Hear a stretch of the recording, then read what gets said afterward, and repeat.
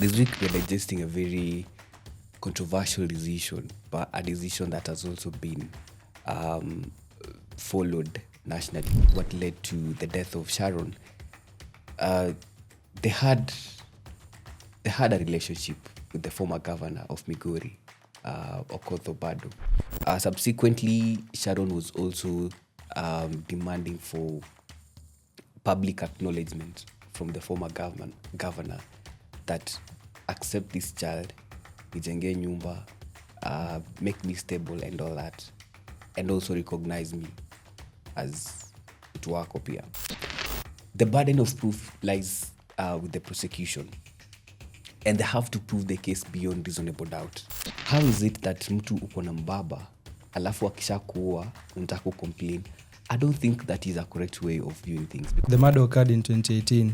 Yes. An actual conviction has been delivered 8 years later in 2026. The prosecution had 46 witnesses and 18 exhibits. Mind you, the defense it's only one witness. To counter 46 is very wrong, because you just don't get to decide to end a person's life. Going back to the constitutional right to life, no one has a right to murder anyone at any circumstance. Now we are trying to see you as a normal event goer. What rights under data privacy do you have once you market this event using my picture and people actually buy tickets? You've leveraged maybe the fun I was having during that event. Alafu you 300k watalipia ticket. Yeah, next time. Makosa ifanyike tena. Kwanza atalipia VIP. I'm back, guys. They can't deny me. But also, did you know that you can approach the event planners and tell them they don't want to be taken pictures, even if that notice you've put it there? Now data privacy has caught up to event planning. I can't just take a picture of anyone and use it for marketing purposes without their consent. These are public space. It's not like it is a private space where maybe I can only target Jerry. Okay, I know we can target Jerry, but what if I'm targeting like a group photo and then you're captured in it? Are you seeing? They have not tagged you directly. They have not mentioned you directly. But whatever they're saying, they're just beating about the bush. Speech is free, but it's not consequence free. This is Law in the Neighborhood podcast.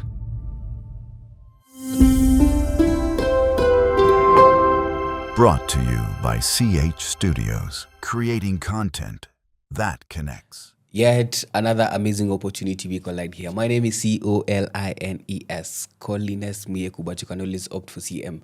This is Law in the Neighborhood, your go-to legal talk show where we get to dissect legal intricacies for our neighbors.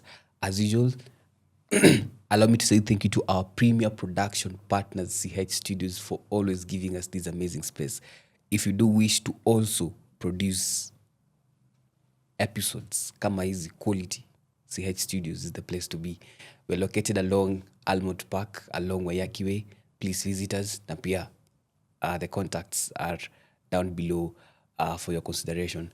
As usual, I'm always joined with the beautiful team of future legal eagles. Nya is not in the house today, but you have an amazing lady.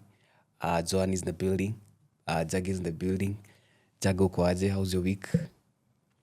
I'm good. My week has been good. And for our first-time viewers, my name is Jerry Amimo George Ambuche. You can shorten it to Jaga. And that is where you can find me across all social media platforms. So maybe just to pass on the mic to our guests today. Yeah, guys. My name is Joanne Chepto, and I am privileged to be the guest today here. And guys, you can't wait to hear what we have in store for you today. Tumejipanga. Yes. Tumejipanga leo. Before we start the episode, acha niambie kitu. So, I was listening to Kingangi today morning. Akasema the only things that are loved unconditionally ni dogi, watoto and ladies. Joan, unapendwa conditionally ama with conditions? Ladies, we take a list. Not all ladies are loved 100%. I disagree. Jaga, unampenda aje? Kwani we ujai create value aupendwi unconditional Napenda tu na wazazi. create value bana. Men are loved with conditions. Women, I don't feel like women are loved like unconditionally. There are circumstances where the human nature just takes over and you don't get loved 100% as a woman. Sometimes you have to add value to be loved. But inafaa tu ikuwe tu. So you want to say, for example, if you are in a relationship and you love a lady and they're not bringing value to your life, would you still love them just because they're ladies? Jiri yako trouble. Siku hizi kila mahali story ya love. Mi nawambia stories za relationship, just give it a big no. No, give it time. Like Don't focus even on give money it time. and Life in the career neighborhood go is first. coming up.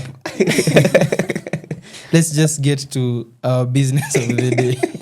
Yeah, that's a topic for another day. Hiyo tukianza Ni tutamaliza. sawa. Anyway, let's get into it.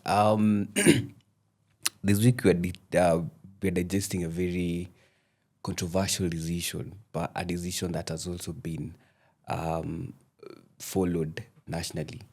8 years back, the one Sharon was murdered.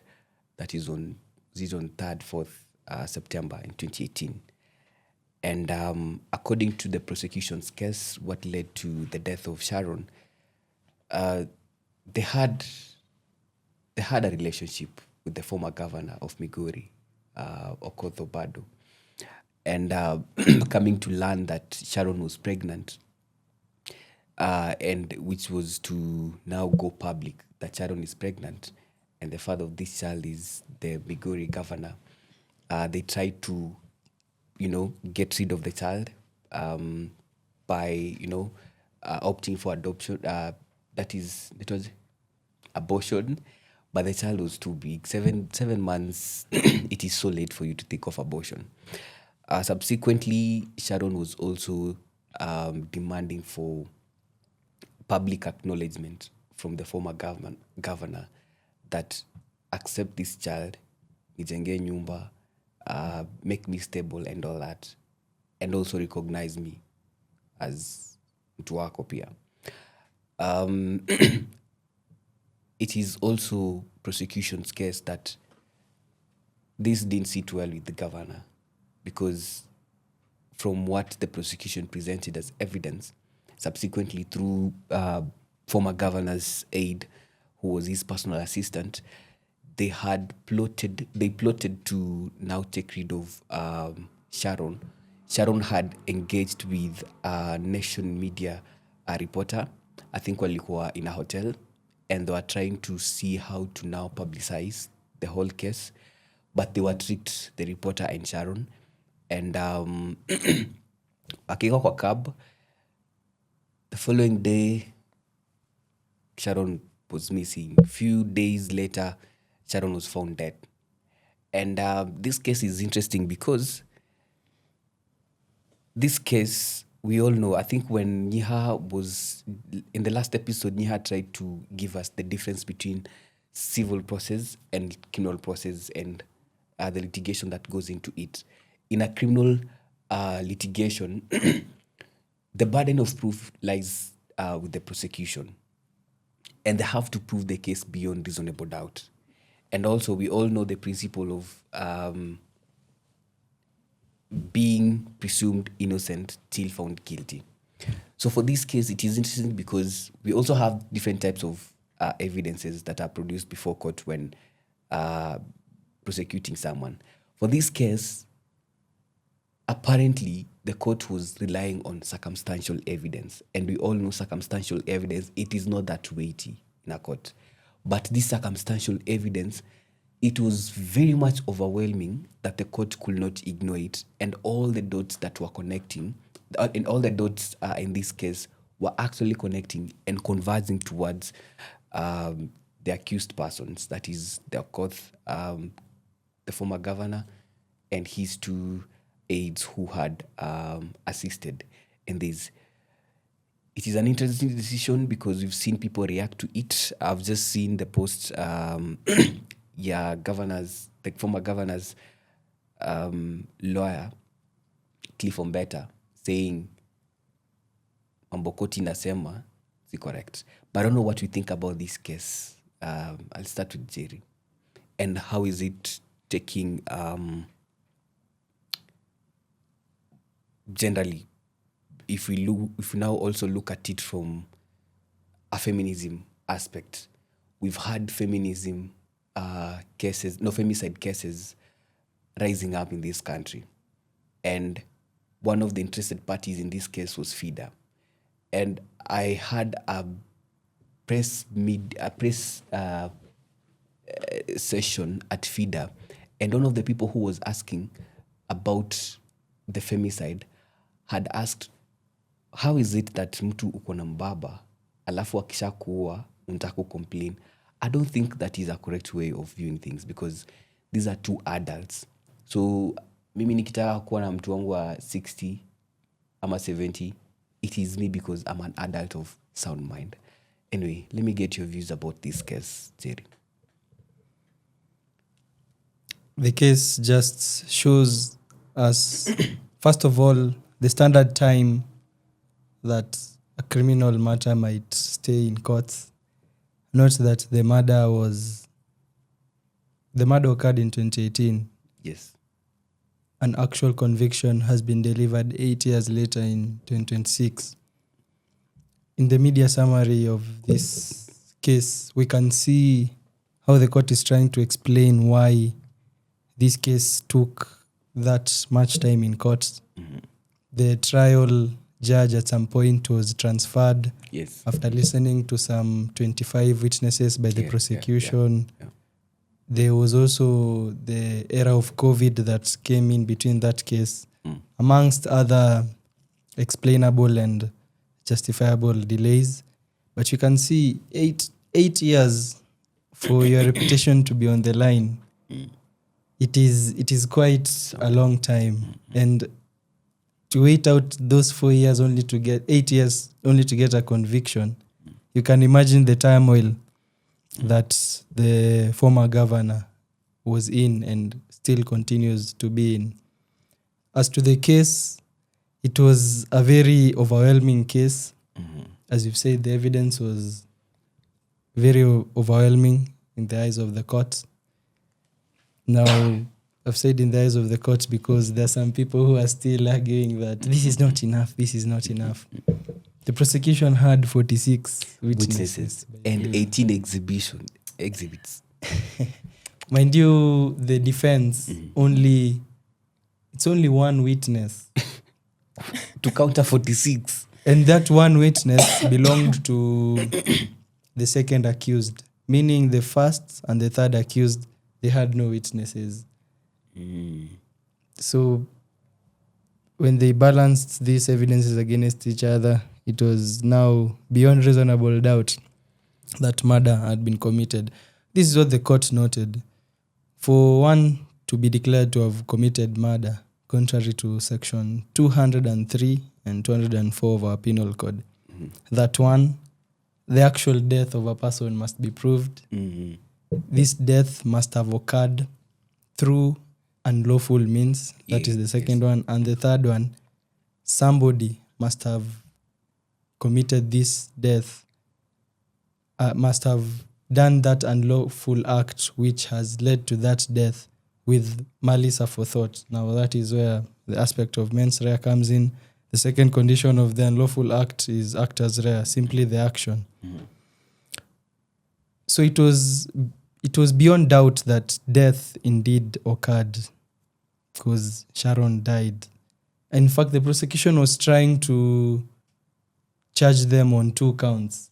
The murder of Sharon and the murder of baby Sharon. But as to baby Sharon, they were found to have no case to answer and they were acquitted immediately back in 2018. So for Sharon is where the case continued. This is what actually led to their conviction. As to actors rare, although the first accused, that is the former governor, was in Nairobi during the time of all this happening. Not Nairobi. I think, was it Nairobi? Or I think alisema at Baba's residence. The media report says he was in Nairobi in 2018, around September, when all this happened. But it was proved that the second accused, now the aide, had acquired an Airtel number which they used to communicate with Sharon. Actually, I believe the governor was in Nairobi for a meeting for the Council of Governors in Nairobi at that time, around that time. Yeah. So they proved that indeed the second person was acting under instructions of the first accused, and the third accused was where the planning meeting happened in the wife's homestead, the third accused's wives. And also they used the car of the wife of the third accused. So we can see how the law captures everyone. The first and the third accused, they were not there at the scene of the crime, but they are equally convicted of murder because of being accessories before and after the fact. That is, they assisted in planning and execution of the death. And the first accused was there because he was the one giving out instructions. So this case law simply goes to show everyone that if you send somebody to murder anybody else or to commit a crime, and then if you help a person who has committed a crime try to cover their tracks, or you assist in the process of them committing the crime, then you're equally as guilty, because Kenya treats each and every one of those three people, the crime committer, the planner, the one who's giving instructions, the ones who are assisting in escaping or pre-planning, they are treated the same. And if you are found guilty, yes, you'll be found guilty of the crime in question. And that is how these three people ended up being found guilty of murder. It's a case that has emotional peggings to many people from all walks of life, as people have different feelings and emotions evoked by this one. Yes, there's the issue of femicide, but yes, there's equally another counter argument which is sound in its own competencies. And for me, it is just murder in any form or in any manner we put is very wrong, because you just don't get to decide to end a person's life. Even if the people who brought them to this world, their parents, can't just end their life, then who are you to decide when a person's life should come to an end? And that is what we should take away from this case, is that in the midst of all noises around the court and its corruption and its corrupted way of doing things, there is still a remnant generation of the court that will deliver sound judgments which will make justice prevail. Now, I say this because this is an ex-governor now convicted of murder and awaiting sentencing. That is what the case meant to me. Umekuwa emotional on this. So, anyway, ni sawa. John, what do you think of this case? Okay, so first of all, the first aspect that I noted heavily on this case when Honorable Cecilia was passing the judgment or reading out the judgment is the prosecution having brought out a really strong case based on circumstantial evidence. And we do know that unlike direct evidence, it's quite difficult to convince the court, or it must be, you must bring out circumstantial evidence in a way that is really convincing and really reasonable. So when you look at the events that happened, like from the time Sharon got pregnant to some point where the governor was sending her allowance at some point and then he stopped, all those events of even getting an airtime line to communicate with Sharon. There's a time some money could be traced, sent to her through the third accused persons. And then also the time that she was abducted, apparently the tracking device of the car coincidentally was not working. So these events could not be like mere coincidence that they were happening. So the circumstantial evidence, I believe, were really reasonable, such as to show that the accused persons, especially the first accused persons alongside with his co-accused, really had a strong motive to kill her. Because look at the fact that the motive was brought out on the fact that his political journey was, or his political career was on the line. His reputation was on the line. So the fact that all this are adding up, we can see that the way Jagger has said there was the mental element, the intention to kill her, because who would benefit highly from this? It's definitely the accused person, because he's risking about his career and all that. So to me, I believe that besides being a circumstantial evidence kind of case where circumstantial evidence has been used to prove the guilt of the accused beyond reasonable doubt, I also believe that in an era where femicide is something that is really the talk of town and one of the biggest challenges people face in Kenya, I believe that it's a judgment that is very influential and many people are looking at the outcome.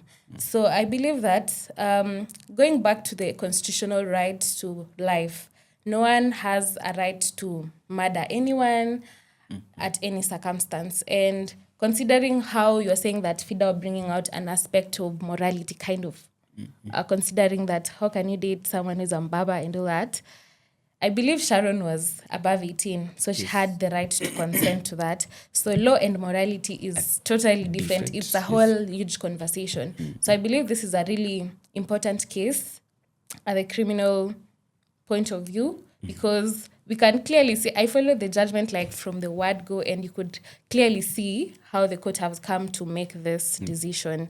So I believe that this is one of the cases we've been really waiting for. And as we said, of course, we mostly believe that, justice delayed is definitely justice denied. But in this case, as we've seen that they had a lot of witnesses, there are just a lot of hurdles in there. I believe the criminal system at some point this is a proof that the crime you always do will always catch up with you, regardless of the power that you have, regardless of who you are in this country. Your criminal acts will always catch up with you. So stay in the right side with the law and just don't murder anyone. Are you pointing that to someone specific? No, I'm just addressing people. Like, just stay away from the criminal side of the law. Yeah, I think it is, when we talk about the morality and law, and when someone says that this lady was killed because she had gone to see a mbaba or something, I find that to be diabolical, because Jerry akiwa na mama I don't think the society will view it that way. These are two people who are consenting to do this. So I think that aspect should not be really in the center of some of these cases that involve ladies. We should look at someone from a law perspective. You've committed a crime, face the law as it is. Yeah. So our neighbors, happy to hear from you. What do you think about this case? What do you think it is making you feel as a lady? Do you think our justice system is, at least taking shape, especially now when we are having LSK out there calling out the jurispresa judges? Anyway, topic of another day. But that's it for In the Courtroom. Happy to hear from you, neighbors. I'll hand over to Jaga atuambie what he has in store for us for the legal bulletin. So I always strive to be a person who creates value through joy. And we've discussed a rather emotive case of the courts. Now on to the legal bulletin. We'll be moving on to something many people in Nairobi and other counties alike have grown accustomed to and has been a great source of entertainment. And by this, I am talking about events. So if you've noted, this episode and the last episode have talked about just events. The last episode where we are handling ambush marketing. Now we are trying to see you as a normal event goer. What rights under data privacy do you have, and to what extent they can be limited? So let me just start with a very recent citation which was discussed, and we've been trying to show you, our neighbors, how the Office of the Data Protection Commissioner is very strict on data privacy.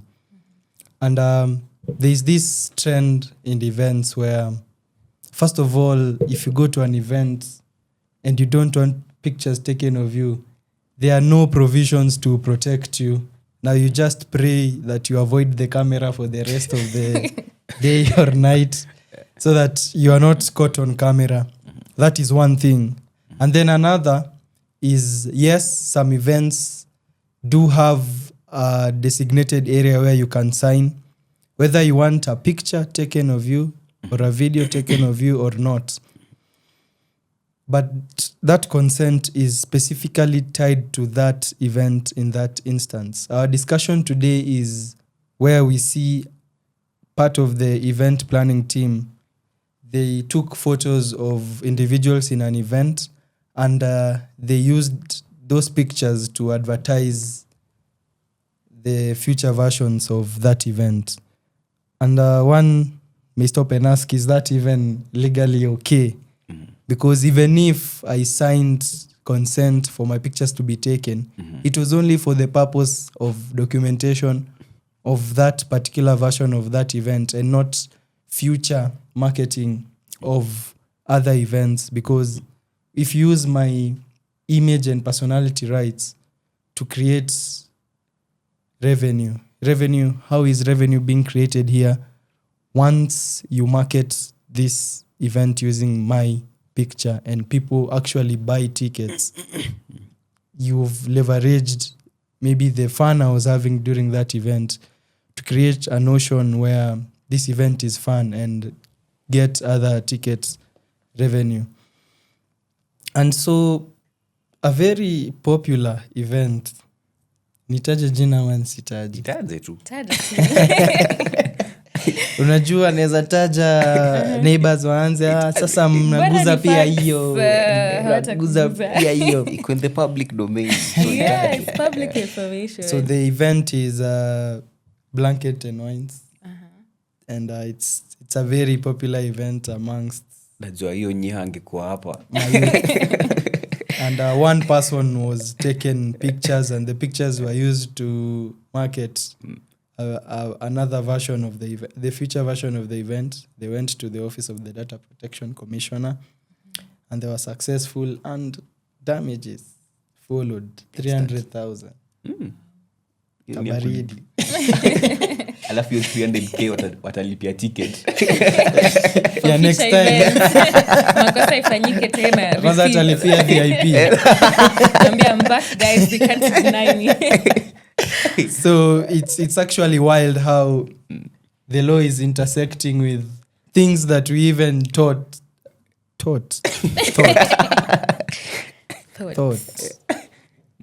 Gone. Things we even thought the law cannot capture. So this just begs one question. Now, as an event planner, because I consider myself one, I love everything to do with event planning. What safeguards do we have, or what legal standards should we follow whilst we are arranging these events? Now, from a data protection point of view, now it is important to talk about image rights at this juncture. So image rights in Kenya is a combination of two rights, publicity rights and privacy rights. So it's like a balance. Image rights, as we've put in the previous episodes, is simply your voice, image, likeness, and unique attributes about yourself that are only unique to you. And as such, if anybody was to exploit them commercially, they will need your consent either to do it without you paying them or with paying them. So consent is very important. What was lacking in our scenario there was consent to use those pictures for advertising. If you go for events, you may allow for pictures to be taken just by virtue of you being there. You will see there a big notice, photographs are being taken.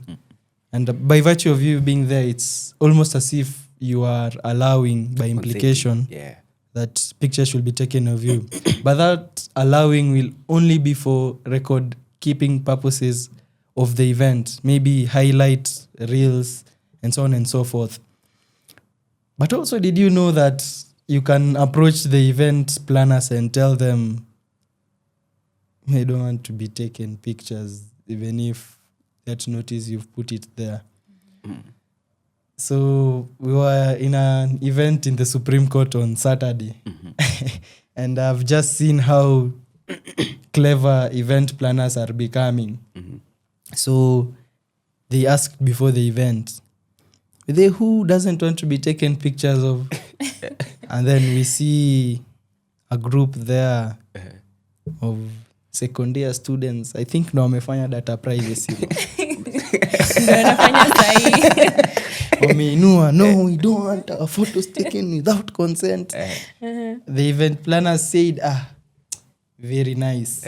Follow this lady, then we'll show you what should happen. So everybody had red tags. They were given black tags. And then there's a particular area in the event location where cameras were not there. But you see now, that is not where the life of the event is. Ni kama mmetengenezewa tenteni huko kando. Mko experience yenu. Mpige experience yenu huko. Kama ni picha mjipige na simu zenu.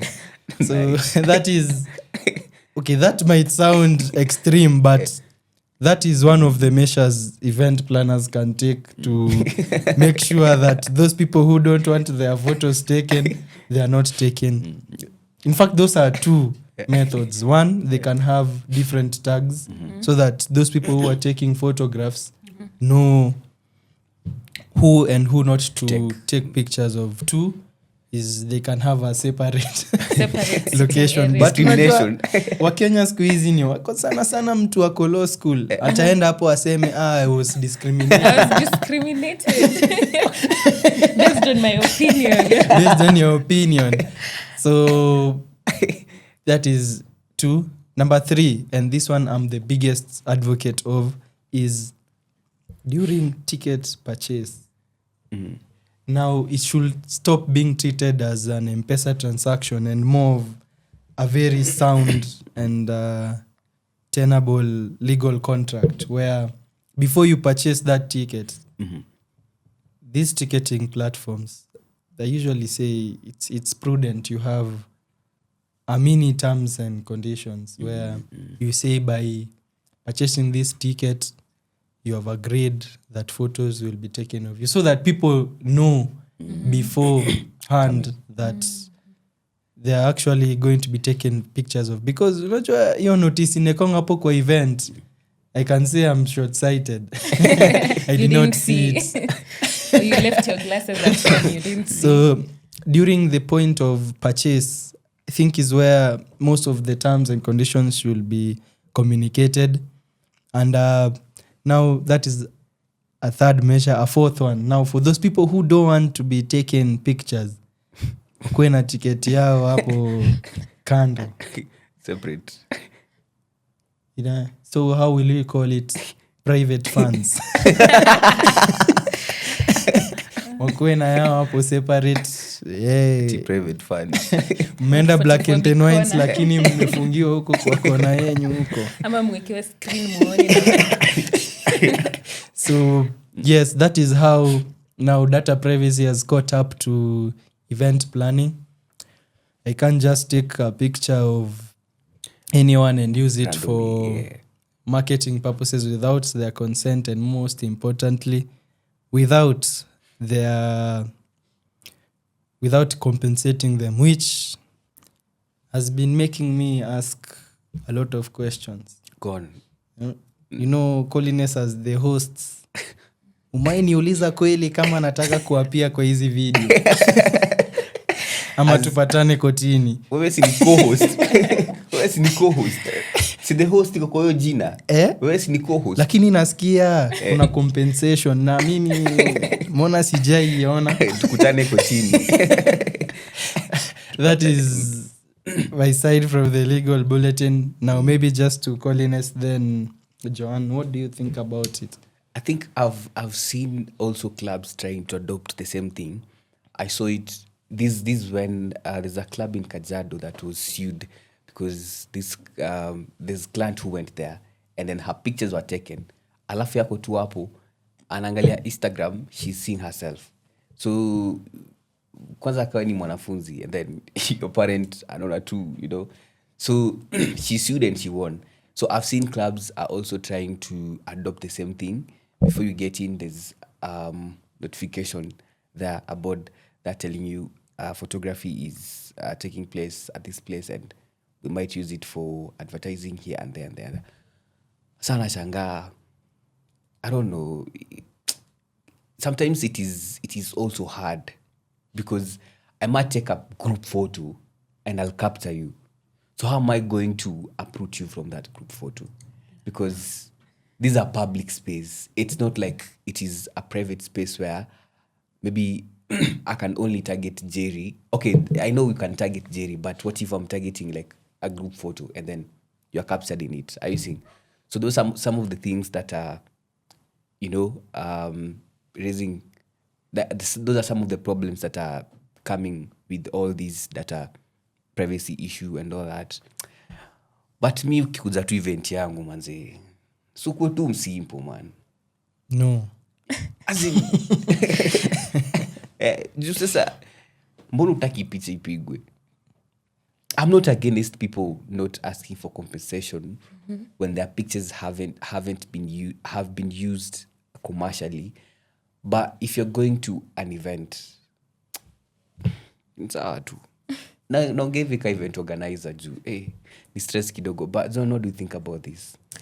Well, I think consent is one of the things. Or okay, let's Have say you consented being here? we'll talk about that.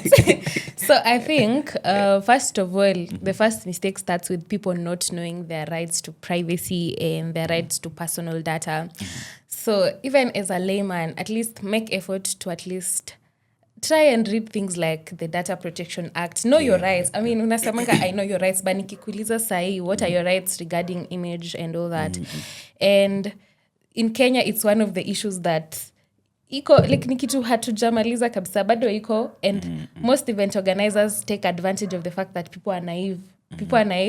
And also now when it comes to consent, saa zingine unapewa hiyo consent, you don't even take a minute to peruse it.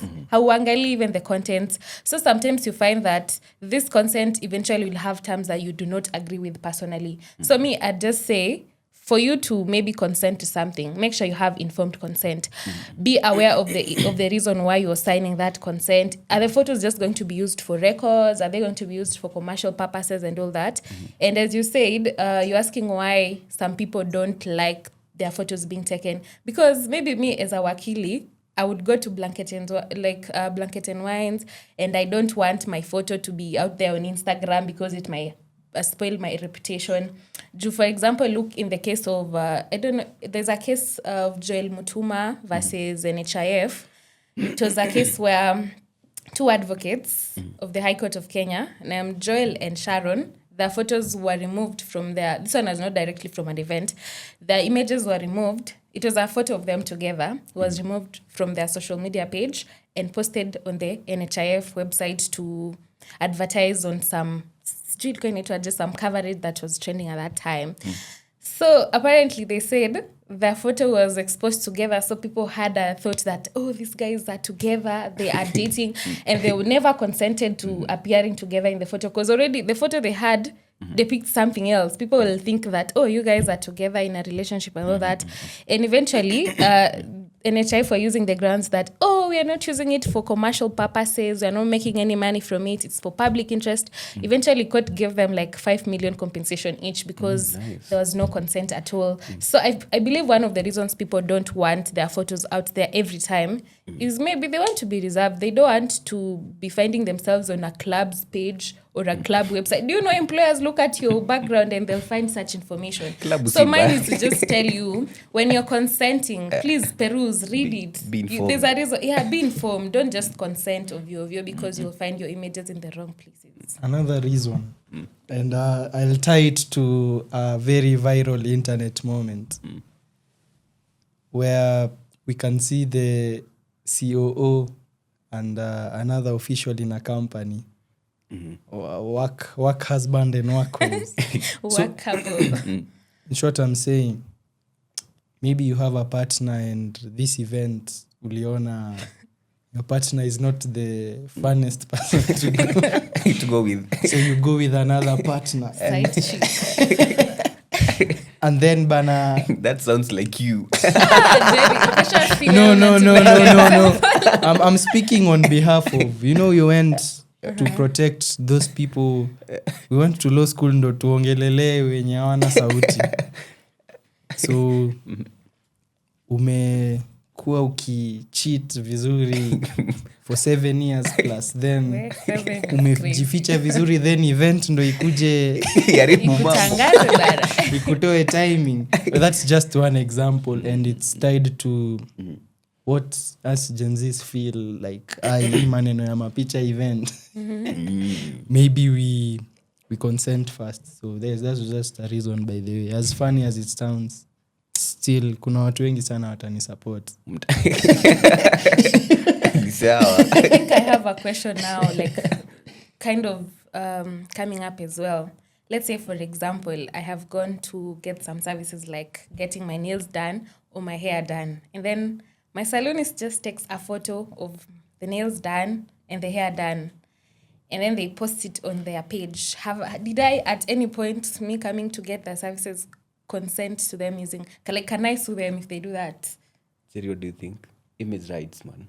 Like me already going to that salon, is it consent? We talked about image rights, and we've also talked about the viability of suing someone.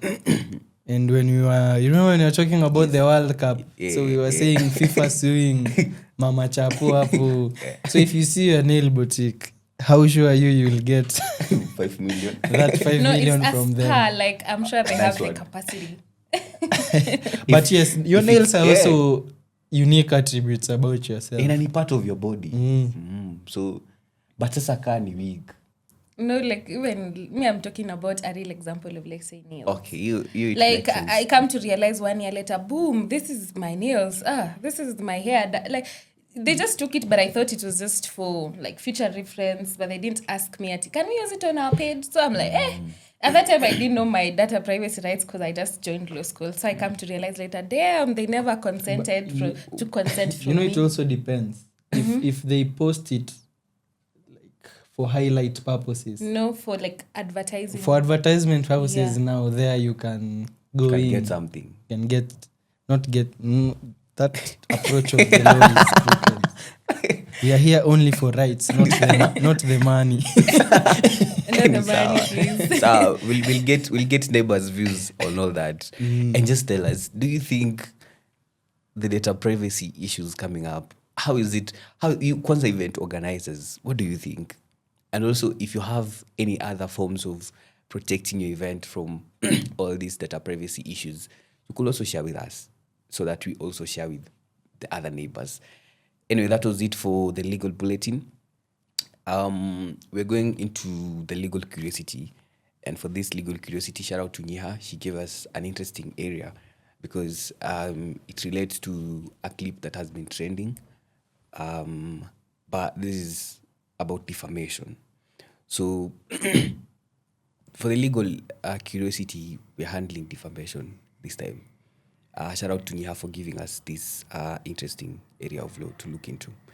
Now, as we know, defamation happens in two ways. It could be orally done and it could be written. So when it's written, it is libel. When it is oral, it is slander. And defamation essentially is just putting out their false statements that are, tainting someone in a dark manner. And we have pillars that actually guide what amounts to defamation. Number one, whatever you're saying must be false. Tuseme kama nikisema Jerry ni muongo, hiyo si uongo. So is equal defamation juu ni ukweli. I see. So it must be false. Number two, it must be ruining someone's reputation. Like how you've just done. Demand an apology. Yes. It must be ruining someone's reputation. And then thirdly, it must be how Must be directed to a particular person. You must be referring to a particular person in that statement. And then lastly, statement must be published. Yes. And just so our neighbors to know, you can, especially in this social media era, someone can post something online. Alafu, they have not tagged you directly. They have not mentioned you directly. But whatever they're saying, they're just beating about the bush. But we all know who that are getting that amount of defamation as well. Because especially if you're able to prove that whatever they're doing, it is directed to me. So supposed to at you after mmekosana na ex wako nini and stuff tutajua ni nani, and it amounts to defamation as well. So like for example, when I say niende Twitter niseme, and there's that one co-host in the neighborhood who thinks he's funny.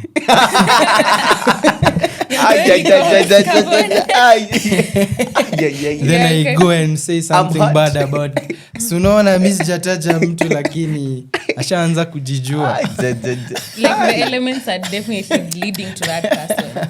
My heart is bleeding. It's hard to. Anyway, John, what do you think about defamation? Have you been defamed? Defamed? No, I've never been defamed. Yeah. But I think defamation is a result of people acting without thinking and maybe finding a way to maybe get back at someone by spoiling their reputation. So I think with the social media, especially TikTok, people are just ruining each other's reputations out here. And I believe that people should refrain from like speaking even or writing information about other people without thinking about the consequences. Yeah. Because I usually even see these ladies who just go live on TikTok and that start speaking out things about their fellows, and you can directly know this is a person being attacked. So these people are very naive about the fact that they can be sued and legal action can be taken against them. So I think defamation is something... Please just, like, it starts with a lie. Like, it must be false information, right? So just, if you cannot prove information, because one of the ways in which you can justify, let's say, defamation is if you can confirm that this is a truth. So if you haven't, let's say, just think about it before you do it. Don't expose information that are false about people. Like, for example, I don't know if I should mention the recent case going on. I don't know if it's adding up to defamation, but lately there's an online TikTok couple that are having issues. And apparently the guy went telling false information about the lady. So the first stopping point of defamation is please consider other people's reputations and the consequences of your actions. And from today too, from everything we've been speaking about, is that in anything that you do, as long as you're an adult above 18, regardless, anything you speak or anything that you say can be used against you legally. So just let's be responsible in what we say. Let's think about the possible risks and consequences. Yeah. And also protect people's reputations. Jerry, I know you have been defamed before. Have you taken have you? any legal action? If you have, or you haven't, you have. No. For me, I'm a forgiving person. Okay. Nikikuwa defamed neka tu ile wimbo ya Michael Jackson ya Human Nature. Then naendelea na shughuli Like, yangu. were you defamed for real in a bad way? I'm wondering where I was because Nick was updated. For those who know. If I mention the defamation, I will be defaming myself. Yako ni mbaya. Hey. So, yes, defamation is just the balance of the constitutional freedom of speech and the reputation of others. So your opinion or what you say must not cast aspersions on the reputation of another person. So there is this quote. It was said by Jerry Jagger. Okay. That yes, there is speech is free, but it's not consequence free. So you can talk, but after you've talked, how has it affected the other person? Has it affected their rights to human dignity, perhaps, amongst other things? And if it has, this person has a personal claim against you, which if they prove you made a false statement referring to them and you made it in public in the eyes of right-thinking members of the society, and you made it either maliciously or not, then that amounts to defamation. The way Collinus has put it, slander is in more transient form, where I just talk, but there is no permanent fixation of that speech. But when I post a video talking about somebody, that is libel because it's more in a permanent form. So it's not only written, but also in a permanent form. Defamation, it depends on now your reputation, because the damages, they get a lot crazy. Because I'm sure most of the law students know about the Biwott case where he was defamed by one of the media houses. Not the media. One person wrote a book about how this guy was assisting President Moi in doing all sorts of who knows what. And the minister sued that publisher for just trying to say some things about him. And the damages were heavy. In fact, it's the one which set the tone for defamation in Kenya, that case law. And so we can see in the advent of social media, we should be very careful about what we post and who we refer to. Though there's a common joke that says the worst thing about defamation cases is that you can be found that you have no reputation. So what in a circumstance where you don't have a reputation, there's nothing to damage. So ni ukweli. But now if we were to speak about it legally, everybody has a reputation. Yeah. Regardless of whether it is Whether good, We'll bad, we can attack it from sensitive. Article 27, right to dignity. So 28. What? Hey. Everybody has, but that is just a legal joke. The court will determine what it should do. But defamation attracts very heavy damages. There's someone who bought a Lexus out of So it. refrain. Na kwa wale walini-defame, hiyo time sikuwa nimemaliza law school. Sahi wakijaribu. Sahi tuko na hii Sasa bumper umesomea to kale masekendi alikuwa umesomea data. Sahi you're very vigilant about your rights. Anyway, that's it for episode today. If you haven't subscribed, please go ahead and click that subscription button. That's the only way to show us love. I don't know what we have as our parting shots. Visina mambo. Nya yuko hapa, najua yeye na Jerry wangeenda mahali penye sijui waniache, lakini ni sawa. Jerry, My parting shot to our neighbors will be subscribe, Also follow us on our socials. Manze. Mazee, isikue post zetu zimegeuka nikaa ni gallery. Manze. Ni si peke yetu tuna view. So yes, and also follow us as individuals on our very own social media platforms. Mimi nimesema yangu, ukitype Jaga whichever social media platform you Kila have, mahali. hata OnlyFans, lakini yeah, lakini excluding OnlyFans, you will find me there. And yes, do the necessary. Nice. John. Oh, my parting shot would be stay guided, stay informed.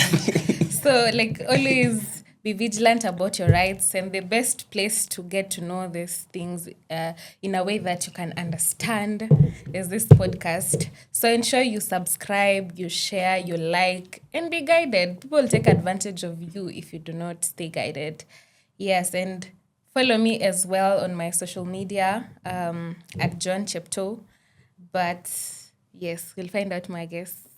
Nice. That's it for today, guys. We'll see you the next episode. This is Law in the Neighborhood podcast. Brought to you by CH Studios, creating content that connects.